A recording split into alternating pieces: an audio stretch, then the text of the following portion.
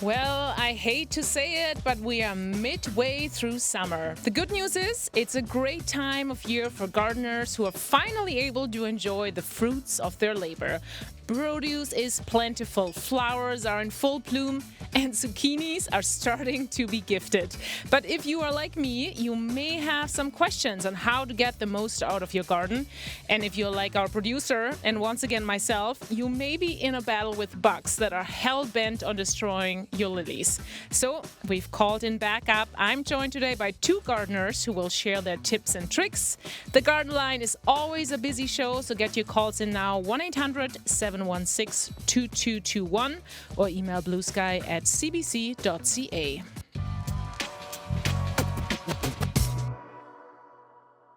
Ariel Cote is the owner of Garden Girl. It's a local greenhouse in Regina, and she is in our Regina studio right now. Kristen Rainey runs Shifting Blooms Flower Farm near Clavette. She also has a blog and offers advice on Instagram, Facebook, and YouTube, and you can check that out by looking up Shifting Roots. They both join me now on the show. Hello, first of all, Ariel in Regina. Hi. And hello, Kristen, here in Saskatoon. Hello there. Thank you so much both for coming on the show. I'm pumped. I was gone for 3.5 weeks and just came back to my garden that my partner took care of. And things have grown a lot. But before we talk about what's been growing, I'm curious how the two of you got into gardening. Ariel, I'm starting with you in Regina. Well, both my grandparents, grandmas gardened, and they gardened to feed their family. So big families of 8 and 9 kids. And so gardening was a huge part of, preserving food and feeding all those little ones through all those years. And what about you, Kristen? How did you get into gardening? I grew up in a farming family, and I was an only child, so I had to do everything my parents did. And was that a love at first sight, or because you had to do what your parent did? So did you love it from the beginning? No, I did not. When I was a teenager and they gave me a choice between do you want to do inside chores or outside chores, I always picked inside. Really? Yeah. So when did that change? When I got my own house. And why? Because I guess it was mine then. It wasn't like something my parents were making me do. It was something I wanted to do. Ariel, what about you? It sounded like gardening was in the family. Did you love it, or was it something you felt like, oh, it's a chore? We weren't forced to garden as kids. We were more, when we go to Grandma and Grandpa's house, it was just, eating all the raspberries you possibly could and, digging the carrots out. It wasn't a forced thing. We weren't forced to weed. And my mom didn't garden a lot when we were younger. We just didn't have, I guess we did have space for it, but it just wasn't in the plans. But similar to Kristen, when I got my first house, it was my second house. It was professionally landscaped. And I had bought it in the winter, so I didn't know that all those plants were under that snow. And when that snow melted, I was in for a big, big surprise. And I thought, oh boy, I better learn fast. And it sounds like you did, because I know both of you are now pursuing this as more than a hobby. And today is a call-in show where people can also ask their questions and asking for tips. And we have our first caller on the line. It is a bit of a vegetable question. So I think, Ariel, you're more of a vegetable girl for that. Sure. So we're going to Jessica in Saskatoon. Hi, Jessica. Hi. Thank you so much for calling in. What's your question? I'm wanting to know, I planted some potatoes that I got sort of late in the season, planted them about a month ago, and they've grown quite tall and straggly, and I'm used to them being a lot more compact. And I'm wanting to know if this is a concern and if there's anything that I can or should be doing with them.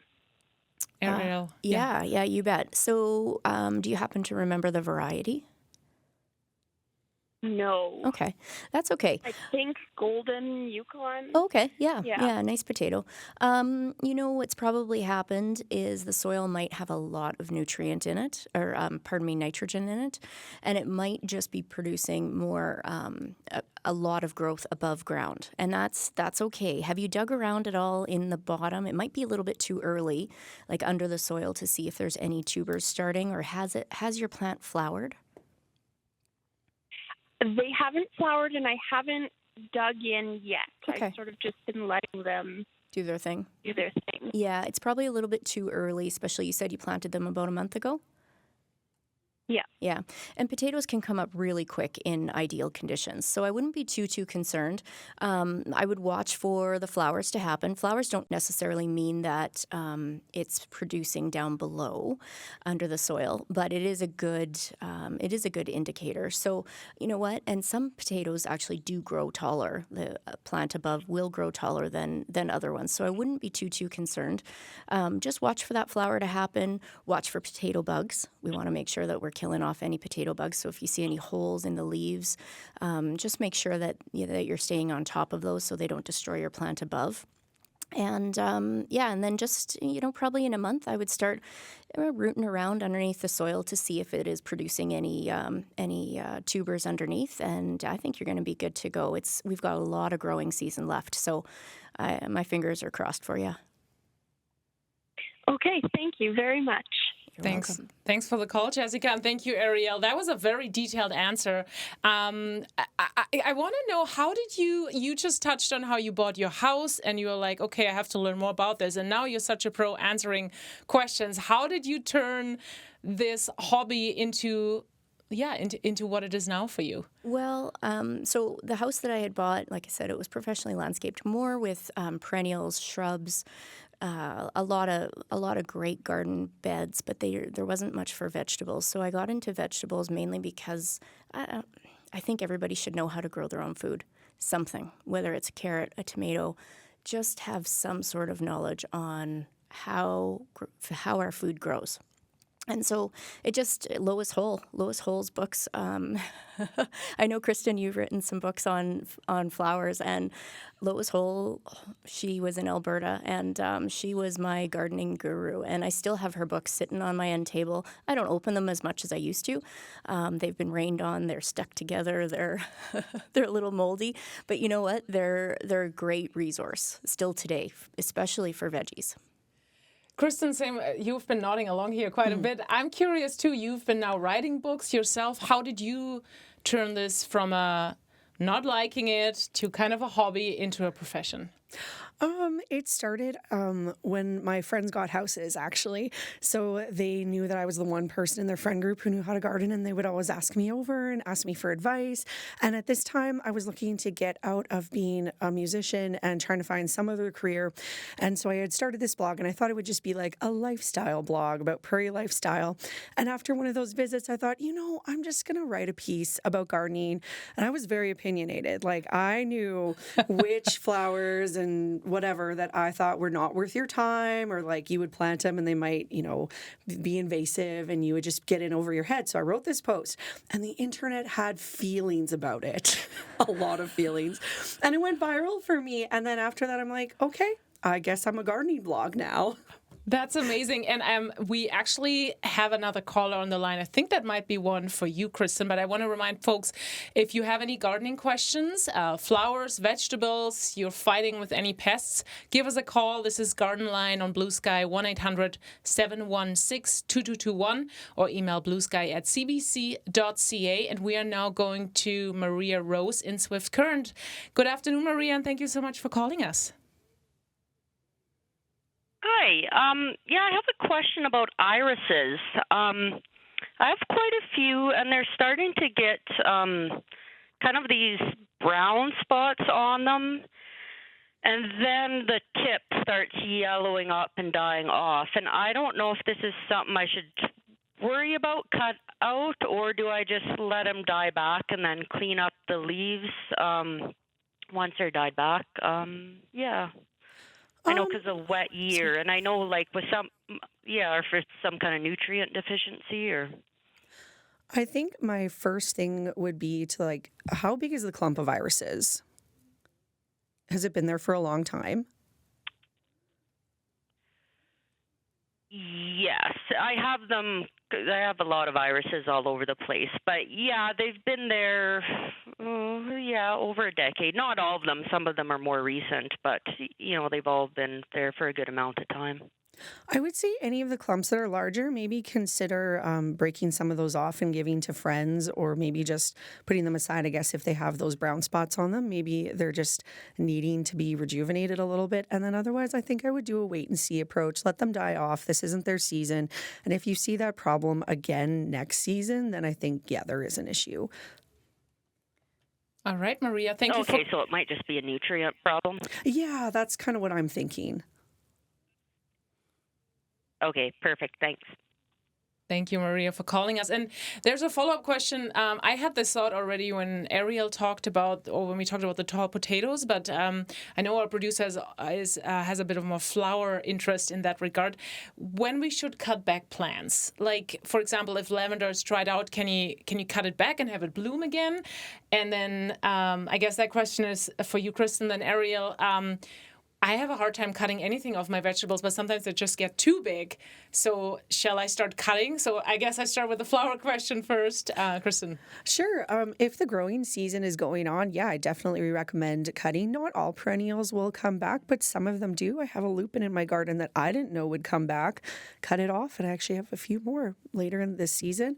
At the end of the season, though, once you get to when winter is starting to come, I would leave everything just so the bugs and the pollinators have that habitat for them. And then once spring arrives and the grass is kind of green, you see your first dandelion, around then you can cut that stuff all off. The pollinators are generally done with it.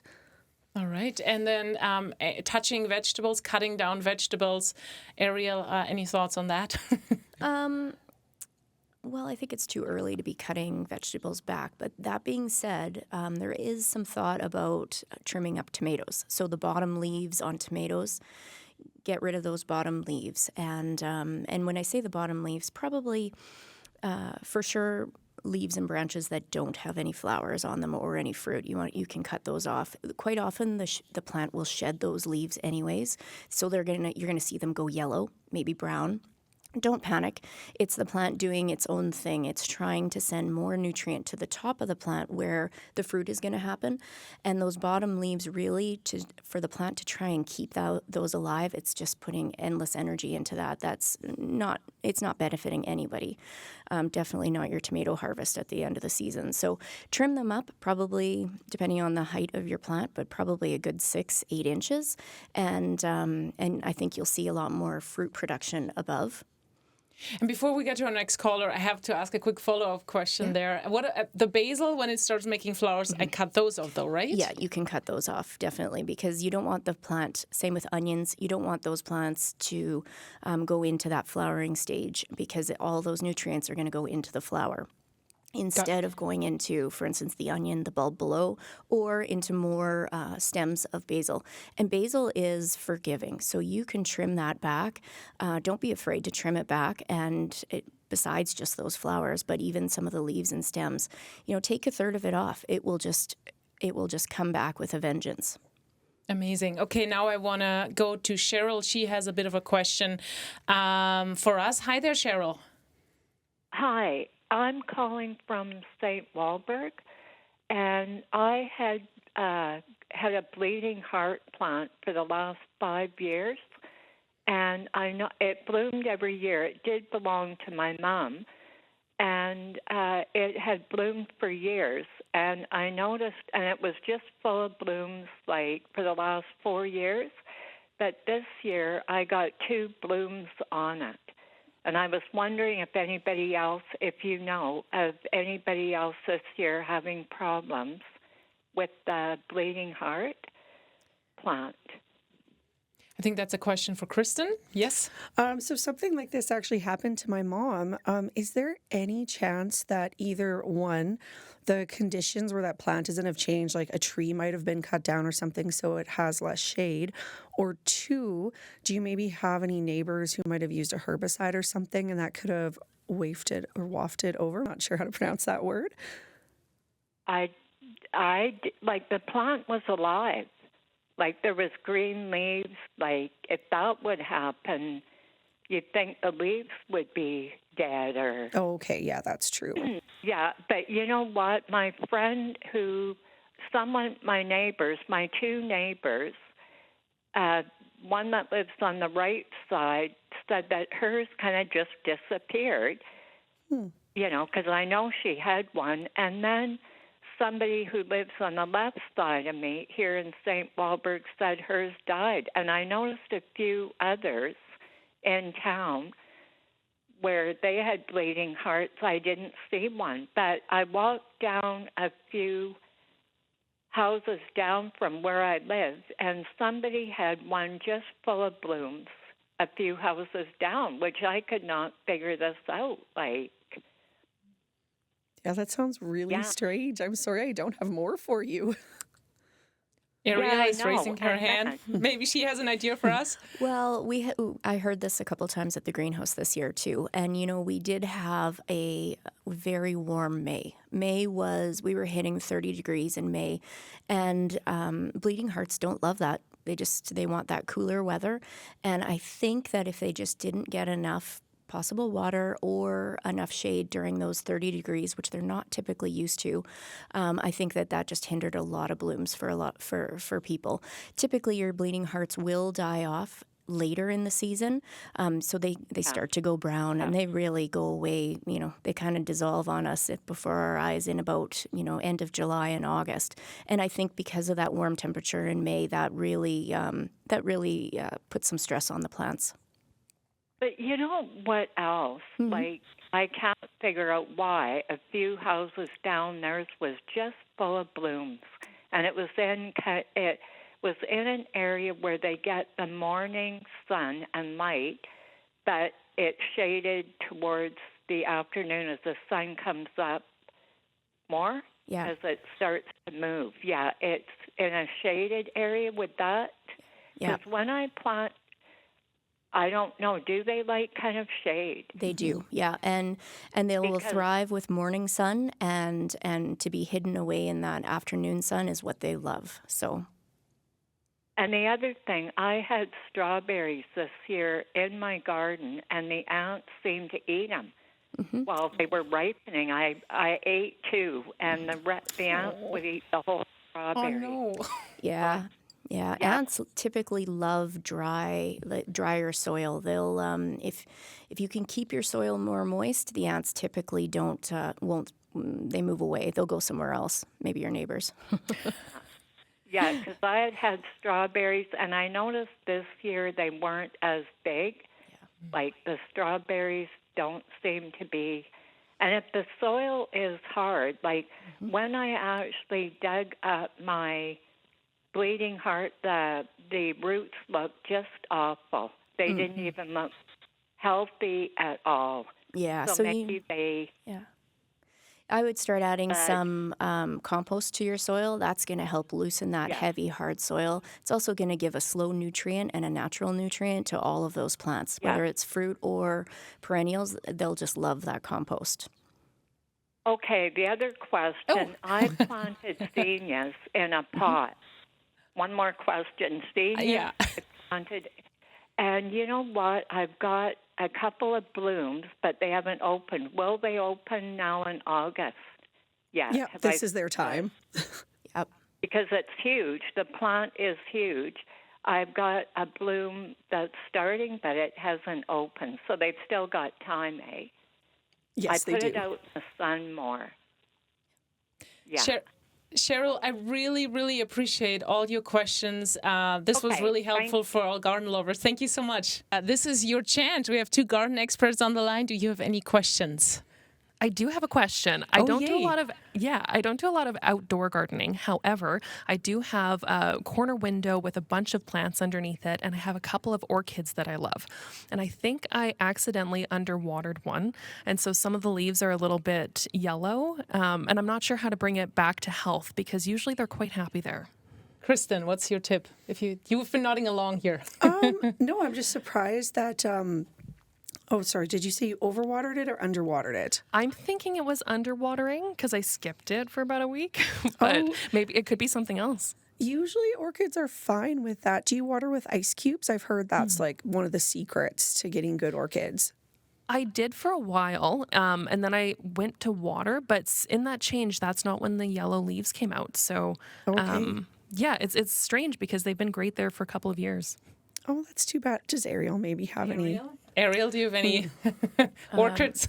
Orchids are not my friend, but I do have some customers who and some gardening friends who have huge success with orchids. And one in particular, his trick is he soaks the roots, like the whole orchid root, in water and fertilizer for once a week for about 20 minutes, and he lets it just soak and drink, and then he pulls it out, puts it into the pot, and lets it go, and he has huge success. So that might be worthwhile. Have you fertilized it lately?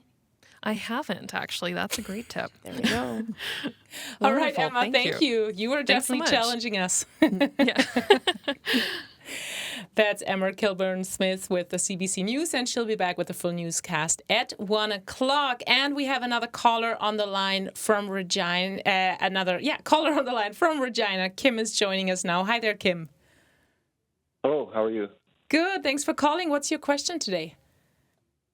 I had a question about an area in the backyard of my house where I have grass, and there's a lot of mushrooms growing. Mm-hmm. And I'm wondering what to do about that. Mushrooms are a great sign of soil health, even though they're very annoying. The best thing to do is just to keep picking them. So probably and pick them with a glove, because you never know what kind of mushroom they might be. The best, or the reason why they're growing, is because there was probably a tree, and those tree roots underneath, or shrub, those roots that are underneath that soil, those are rotting, and so they're decomposing. They're giving the soil a ton of nutrients. It's pretty much compost, natural compost that you don't have to pay for. But what it is doing is it's causing the mushrooms to grow. And in this wet weather, like after this rain yesterday, you're going to have a plethora of them. And this will probably continue for a couple of years. I know it's not great, but there's really not much else you can do to kill off those mushrooms, or that you want to do. You probably just want to leave them, pick them, and sooner or later they'll stop growing when that root decomposes completely. Oh, thanks a lot. Yeah, you're welcome. Thank you, Kim, for calling us. Our garden line is open right now here on Blue Sky. I'm Theresa Klim, sitting in for Sam McKeck, and you can reach us at 1-800-716-2221 or email bluesky@cbc.ca. Maybe even have some photos from your backyard or your balcony or your community garden. We'd love to hear from you. And I'm actually curious, as I'm sitting here with two gardening experts, my backyard looks like a creative chaos, I call it. I'm wondering, what do your garden? How does your garden look like right now? Starting with you, Kristen. I mean, I feel like creative chaos is apt. I mean, we're a flower farm, right? So, everything is in rows and stuff, but stuff definitely isn't perfect. I have 4 kids, 3 of whom are small. There's weeds in my garden, but there's also lots of flowers too, so we just ignore the weeds. And weeds can be beautiful sometimes too, I think. But I'm curious, for people who love flowers, which ones are showing off right now? The zinnias are just starting. My sunflowers have all just popped. The amaranth is really starting to take off. What else do we have? Bee balm. Yeah, there's just so much right now. And we briefly chatted about this before the show. I love bumblebees. I love all pollinators, but bumblebees are dear to my heart. They're all about my sunflowers. Yes. Are there any other flowers pollinator lovers like me can grow in their garden that you recommend? Absolutely. So the first thing is they really like white, purple, and blue. So if you can plant any of those type of flowers, borage is a nice, easy one for the blue. I've often caught bumblebees sleeping in my cosmos and in my dahlias, so I would also get those two as well. Switching from flowers a little bit to vegetables, or maybe, Ariel, you surprise us and have lots of flowers in your garden. I'm curious, what does your garden look like right now? My home garden, it's something.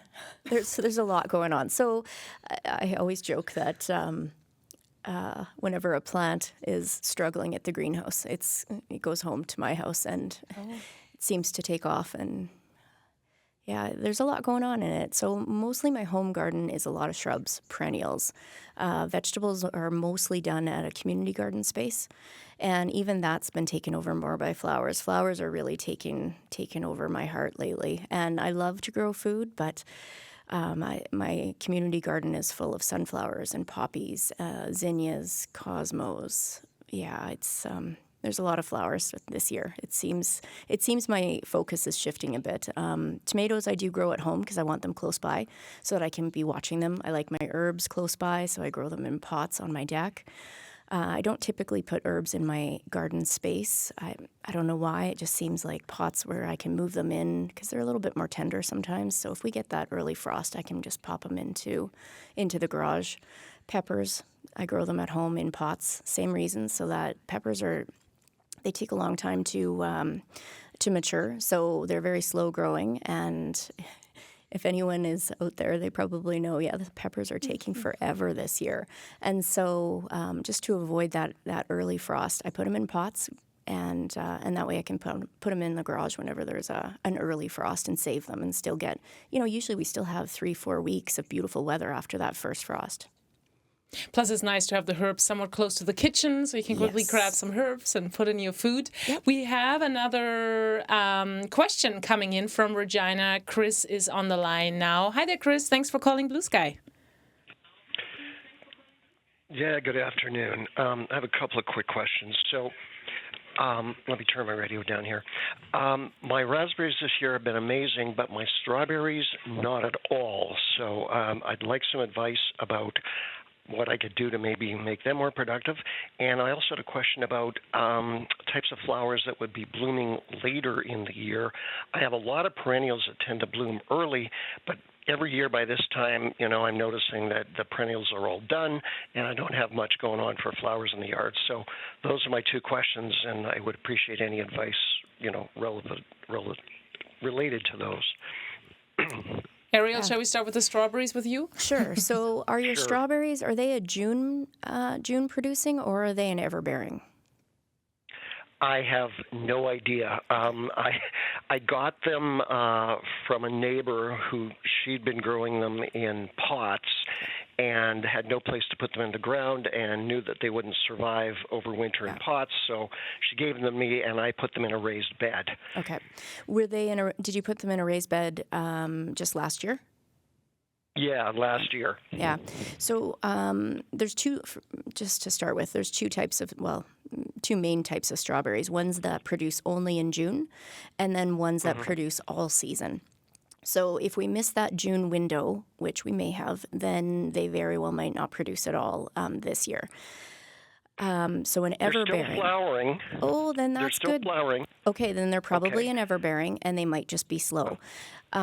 Strawberries aren't great in a raised bed. So our winters are so cold that there just isn't enough insulation quite often in those raised beds for strawberries to survive. I've tried over and over again. So similar to your neighbor not being able to overwinter them in pots, raised beds can be really tough. Now, if that raised bed is near a house where there is extra warmth coming off the house, you might be able to, they might survive and do quite well, but I'm guessing they had a really slow start just because of the cold winter and being in a raised bed. That's my guess. I would add a bunch of compost around them and see if that can boost the plant health, the overall plant health. See if you can get some runners going, and that's the other thing is if they do have a lot of runners right now, the plant is going to be putting the energy into those runners, which is a new plant, instead of producing berries.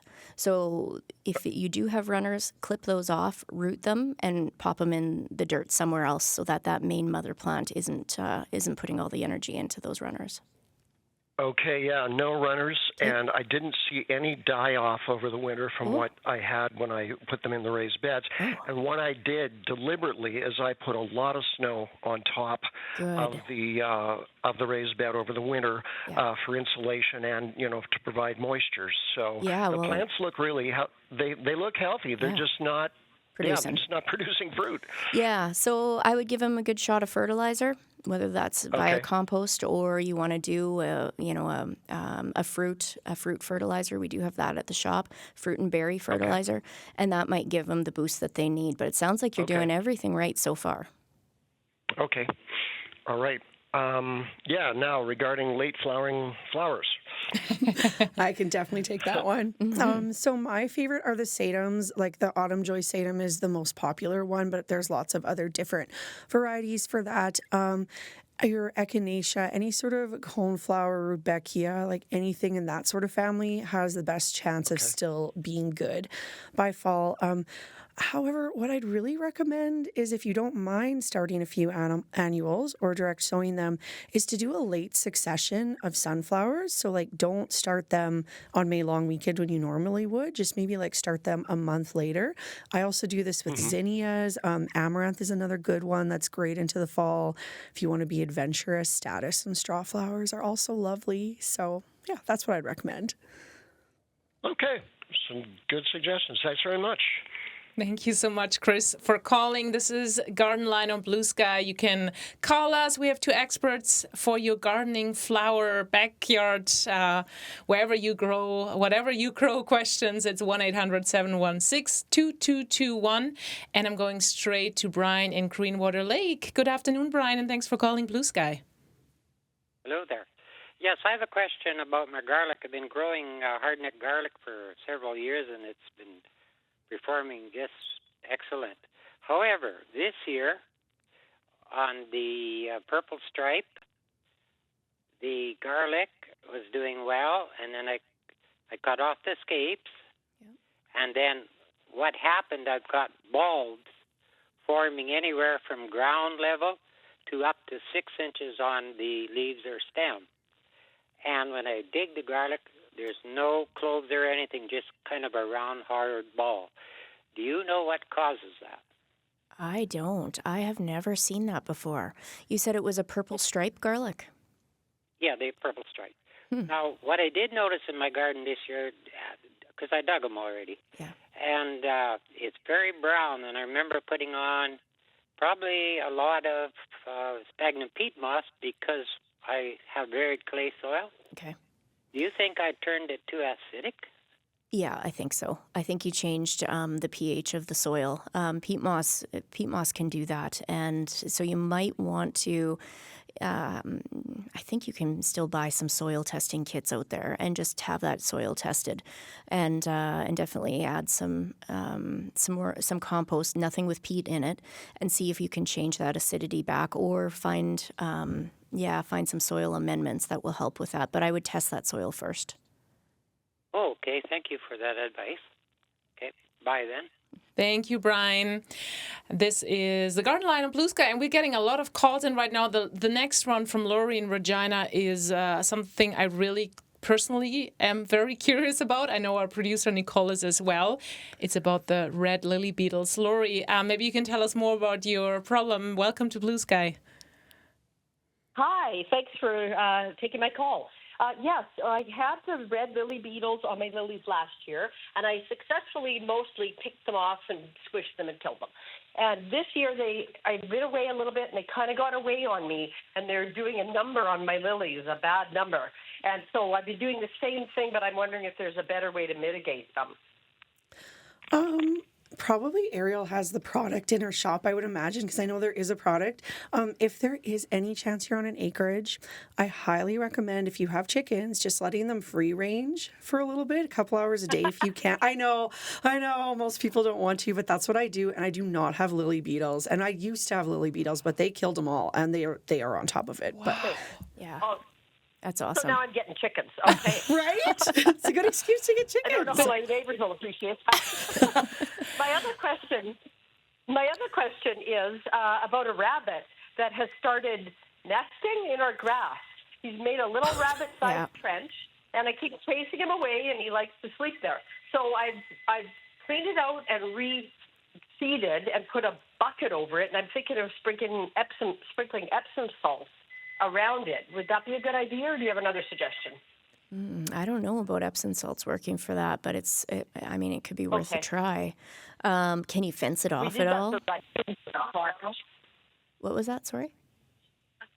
Oh, we used Epsom salts and a bunch of other things to get rid of raccoons at the cottage. Oh, okay. That's good to know. I haven't heard that. Definitely give that a try. Give that a try.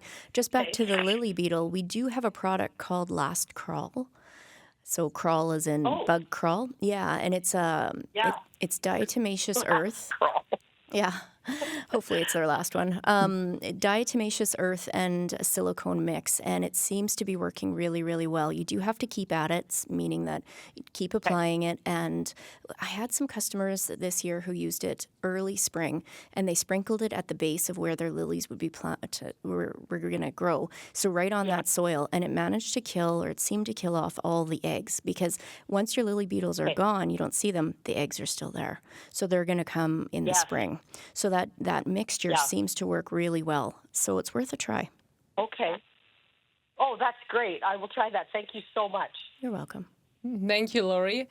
I had to laugh there about the fencing because I wish I had more, because I personally love rabbits in my front yard, but at one point they started eating all my little flowers. Oh, no. Especially my sunflowers. At one point I built a very ugly little fence, very sporadic, around my sunflower, and I kid you not, I feel like that rabbit was sitting in front of it, staring at my little mini sunflower, eager to eat it. So that it worked. It worked though. Back to our listeners here on Blue Sky. Darren is calling in Saskatoon with a question. Hi there, Darren. Thank you so much for calling. Hi, how are you? Good, thank you. What is your question for our garden experts? I have been trying my hardest to keep hibiscus plants alive. I've managed to keep about 3 of them alive through about 6-7 years now. And I keep replanting them in bigger pots. And they do well in the summer. I put them outside and they just thrive. My question is, I'm always looking for advice for how to winter them, because I don't know if I should continue watering and fertilizing all winter long. The leaves usually fall off, and they look pretty dead by the time spring comes around. But then I put them outside, and they, do fine again. Just wondering if you have any wintering tips. I have never overwintered them. I don't grow hibiscus. So, Ariel, do you have anything? Well, I've tried. I think the process of putting them outside and bringing them in, they do love the outdoors. But then when you bring them in, they go into that shock period. And, they just hate life. And they are really tough to keep alive. I'm not sure that fertilizing them at that point is a great idea. I think giving them a bit of that dormancy is what they're looking for. And maybe just hold back on the watering, definitely keep up watering, but not as frequent. But if you want to just keep them indoors and not put them outside, they probably would thrive better. It's just that I think that shock of being outside where it's lovely and it's humid and they're getting all that outdoor air, and then coming inside to our indoor air where it's dry, very dry, quite often, and they just lack that humidity. It's just such a shock to their system. But yeah, you might have to go through that dormancy period and see. It's not a pretty period, but but you seem to have some success with putting them back out when they go back outside, and then they come back to life quite nicely. So that's a good thing. But yeah, they're going to have to go through the ugly duckling stage, I think. Yeah, winter's a pretty ugly season for them with the aphids, and yes, it's a challenge, let me tell you. But and I usually have a fatality or 2 every year, but I managed to keep 3 of them alive to the point where they're about 6 feet tall in pots. Wow. And they do really well, and they flower all summer. They're beautiful. But yeah, and you spray them. I'll keep that in mind. Yeah, you spray them down quite well when you bring them in, right? You're gonna spray for all those bugs that might have laid eggs and such in the fall. I spray. I buy ladybugs. Good for you. I just can't. I cannot get rid of those aphids. Yeah. They just, once they take a hold of that plant, it's very difficult to. Yeah. I find I never get rid of them. I more manage them. Yeah, and I think that's just the way it's going to be, unfortunately. Yeah. But it sounds like you're managing wonderfully if they're 6 feet tall. Good for you. Yeah. Okay. Well, thanks. I appreciate that. Yeah, you're welcome. Thank you, Darren. Before I go to our next caller, I want to read a quick email from one of our listeners, from Norm. Norm writes, I have huge bean plants in the garden, but virtually no beans. Any thoughts? I think, Ariel, that's a question for you. Yeah, well, I mean, the way he's describing his bean plants, it sounds like they might be pole beans. Pole beans, they're going to produce the actual bean a lot later than your bush beans. So if you want early beans, which is pretty much right now, you want to be planting bush beans. The plants are a lot smaller, so they're only about 2 to 3 feet tall, and they're going to produce a lot earlier than a pole bean. His pole beans should start flowering very, very soon, but I do remember when I planted pole beans, and they grow, like, that's where Jack and the Beanstalk comes from. They're 6 feet tall, 7 feet tall sometimes, but they will produce a lot later. They should start flowering very soon. So adding some, I know I keep harping on compost, but it just makes such a world of difference. And there's a really great product, actually, I wanted to mention. I know Kristen uses it too. At least I think I do. I think you use it. H-Start, right? H-Start, yeah. Yeah, it's the best stuff. It is. So a dehydrated compost, it's really easy to manage, whereas bags of compost are so, so heavy. I would add that, and it decomposes. So it's dehydrated, and it decomposes and feeds every time you water. So that could be a really great addition, especially to get those beans blooming and producing in the next, we still have lots of time. I mean, there's still, hopefully, anyway, 2 months at least left of summer. So I'm thinking that it's probably a pole bean issue and just the timing of it. Yeah, I definitely need 2 more months for my garden to produce, so fingers crossed. I would like to go to our next caller here on Blue Sky. Michelle is reaching us from Saskatchewan. Hi there, Michelle. Hi, hello. I have a question about 2 golden elders. I planted them without doing any research, but my mom had them in her yard, and so I bought them and I put them next to my stairs, like my entryway up into my home. And I have discovered that though I've done really hard prunings in the spring and helped to try to kind of verticalize them, that they are just much too bushy for the space. So because of where I've planted them, I'm needing to prune them throughout the growing season so that they don't take over the entire space. And I'm just wondering, would I be better off to dig those up and try and give them a new home, or is it okay to be pruning them throughout the season? How long have they been there for? This is their second summer. Oh, boy. Well, I think you will end up, if you leave them, you will have a lot of pruning on your hands down the road because that plant isn't at maturity, I'm sure. They can bush out. They can get quite wide, and I think that might be more of a nuisance to you. You might, at 2 years, you probably have a really good success of digging that out and rehoming it. If you were to wait, 4 years for that plant, it's probably not going to love to be dug out and rehomed. But at this point, you could probably save it, move it to a better spot where it's got lots more space, and then put something else in that's a little bit more manageable for the space beside your stairs. Okay, that's helpful. Thanks very much. I appreciate that. Yeah. Thank you for the call. I just want to quickly go back to a message we received from Darren that was about the aphids we just talked about. And Darren says, spray them, then put a big plastic bag, like a dry cleaning bag, over top and tie it up for a day. That will knock out all the aphids. I see both the experts nodding here. No, I was just thinking I get asked about that a lot, and I have to file that advice away to... Yeah. I mean, containing them is always probably the best because then you can control it a little bit better for sure. And dry cleaning bags are great because then you can see through and you can see if the bugs are dying. I think we have time for another caller, and we talked about lilies a second ago, and this is another lily question. Sure. Ellen is on the line from Swift Current. Hi there, Ellen. Hi, how are you? Good. Then what is your question? Well, There are tiger lilies growing on the south side of the property, and they're in different colors, orange and yellow and pink, and they've been crowded out by a blue spruce. And I was going to transplant them in the spring, but they were already coming up, and I noticed that only a couple of them have tried to produce flowers because of the heavy branches from the blue spruce.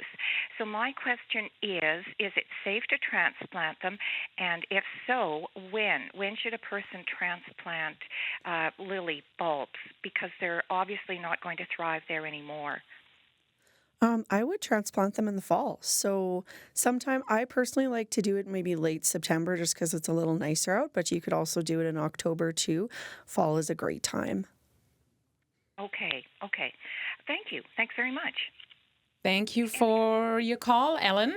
I think I have time for one more email that we received from Jen. Jen writes, I'm wondering if there's any chemical-free way to get rid of whiteflies. I would prefer to attract a predator if possible. My Concord grapes have had this issue 2 years in a row. I cut it back lots in the spring, hoping to add more airflow, but they came back with a vengeance anyway. And she attached a picture as well. Still lots of grapes, but leaves die and fall off. Perhaps something I can try this fall with the soil if they overwinter, or do I just keep spraying with water and crossing my fingers? It's probably a question for Ariel. My first instinct was, would nematodes work? But I'm not certain. I would definitely give nematodes a try. But the other thing is I wouldn't spray it just with water. I would spray it with soapy water. So that's soap, whether it's you add some neem oil, which I've had some success with, but even just Dawn dish soap and water and just spray it down, that will help. I'm not sure if they're white flies or if they're white aphids. I know my grapes at home often get white aphids. I don't worry too much about them, to be honest, but if they are really going after the leaves on that grape plant, just give them a spray of soapy water, every other day, really, and that should help control them. And I would start that early too. As soon as the leaves are coming out, your plant is leafing out, I would start giving it a spray just to get on top of it. And to end the show, we got an email, which is not a question, more of a statement in regards to something we talked about earlier. Nicole writes, just listening to your garden show, and I heard one of your experts tell a listener that you should wear gloves when picking mushrooms because you don't know what kind you have. As a local group expert for Saskatchewan mushroom picking and Sask mycology, I just wanted to let your experts know that mushrooms are 100% safe to touch. They aren't like plants or animals. Even the most poisonous mushrooms are safe to handle with no ill effect. Good to know. That was wow. A comment from one of our listeners. Thank you for that. And thank you too for coming. I think we could have keep going for an hour or more. Totally. Kristen, thank you so much. You're welcome. And Ariel, thanks to you. Yeah, thanks.